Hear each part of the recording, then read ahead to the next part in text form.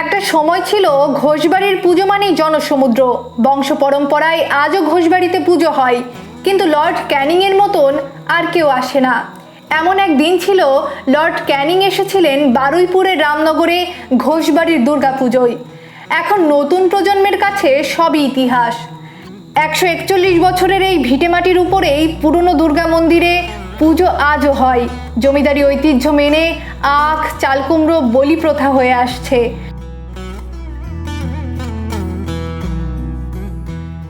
ছিল আমি শুনেছি যেটা যে আমাদের যে এই অঞ্চলটা, এই যেমন রামনগর হাই স্কুল, আমার জেঠু যেমন বললেন, রামনগর হাই স্কুল বা এই টুকটাক আশেপাশে যা পাড়ার টুকটাক, মানে এগুলো সবই মানে আমার যে পূর্বপুরুষ তাদেরই সব দান করা জায়গা। তো এরকমই একটা ব্যাপার আছে এখানকার। আজকে রক্ষণাবেক্ষণে অনেকটাই ঘাটতি দেখা যাচ্ছে, কারণ সব মানে সবাই কি বলুন তো, যে পেরে উঠছে না যে এত বড় একটা জায়গা মানে সবার পক্ষে নিয়ে যাওয়াটা সম্ভব, তাও যতটা সবাই পারে করে, যতটুকুনি আমাদের সম্ভব দিয়ে বাঁচিয়ে রাখার চেষ্টা করছি আমরা বাড়িটাকে।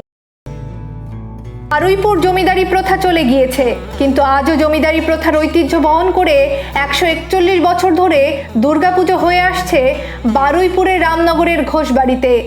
ইংরেজ আমলে তৎকালীন বড়লাট লর্ড ক্যানিং ছিলেন জমিদার নরেন ঘোষের অতি ঘনিষ্ঠ। তাই ক্যানিং যাওয়ার পথে দুর্গাপুজোয় এসেছিলেন লর্ড ক্যানিং। পুজোয় কয়েক ঘন্টা সময় কাটিয়েছিলেন তিনি। ছাগ বলি প্রথা বন্ধ হয়ে গেলেও নিয়ম করে আখ, চালকুমড়ো বলি হয়ে আসছে পুজোয়। অষ্টমীর দিন ঘোষবাড়ির পুজোয় নিরামিষ আহার খেতেই ভিড় জমান গ্রামের লোকজন। এমনই বললেন পরিবারের প্রবীণ সদস্য মলয় ঘোষ। একটা পার্ট হচ্ছে আমাদের এখানে ছাগ বলি হতো। সেই ছাগ বলি এখন গভর্নমেন্ট অফ ওয়েস্ট বেঙ্গল বলুন বা সেন্ট্রাল বলুন, তারা তো ওই প্রাণী হত্যা বারণ করে দিয়েছে। অল্টারনেট বা সাবস্টিটিউট হিসেবে আগ বলি হয় নবমীর দিন ইক্ষু, আর ওই চাল কুমড়ো বলা হয় সেটাও বলি হয়।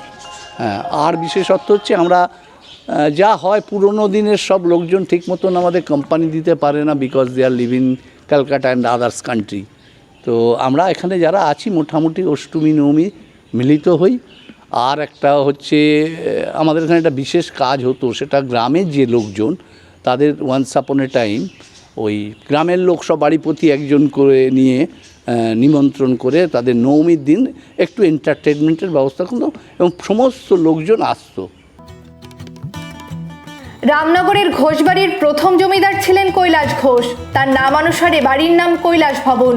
কৈলাসবাবুর ছেলে নরেন ঘোষ ইংরেজ আমলে ঘোষবাড়িতে দুর্গাপুজো শুরু করেন। বাড়ির দুর্গা দালানে এখন চলছে প্রতিমা তৈরির জোর প্রস্তুতি। কয়েকদিন পরেই সাজো সাজো রব পড়ে যাবে জমিদার বাড়িতে। কলকাতা সহ দেশের বিভিন্ন প্রান্তে ছড়িয়ে ছিটিয়ে আছেন ঘোষ পরিবারের সদস্যরা। সবাই পুজোর কয়েকদিন মিলিত হয়ে যান ঘোষবাড়ির দুর্গা দালানে। প্রবীণ সদস্য মলয় ঘোষ বলেন, ইংরেজ আমলে বারুইপুর থেকে ক্যানিং যাওয়ার রাস্তা ছিল মাটির।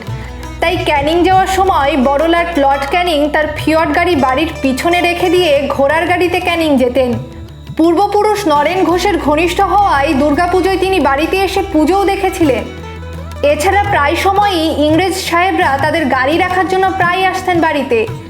আগে ষষ্ঠীর দিন রাঁধুনি সোনা ঠাকুরের কচু, দেশি চিংড়ির ঝোল রান্না খেতে প্রচুর মানুষের সমাগম হতো। অষ্টমীর দিন এখনও নিরামিষ লুচি, ফুলকপির ডালনা খেতে গ্রামের মানুষজন আসেন, তবে সংখ্যা কিছুটা কমেছে। সপ্তমী থেকে দশমী চালকুমড়ো বলি হয়। সন্ধি পুজো দেখতেই আশেপাশের গ্রামের মহিলারাও জড়ো হয়ে যান। পরিবারের আরেক সদস্য প্রিয়জিৎ সেন বলেন, বিশুদ্ধ সিদ্ধান্ত পঞ্জিকা মতে আমাদের পুজো হয়ে আসছে।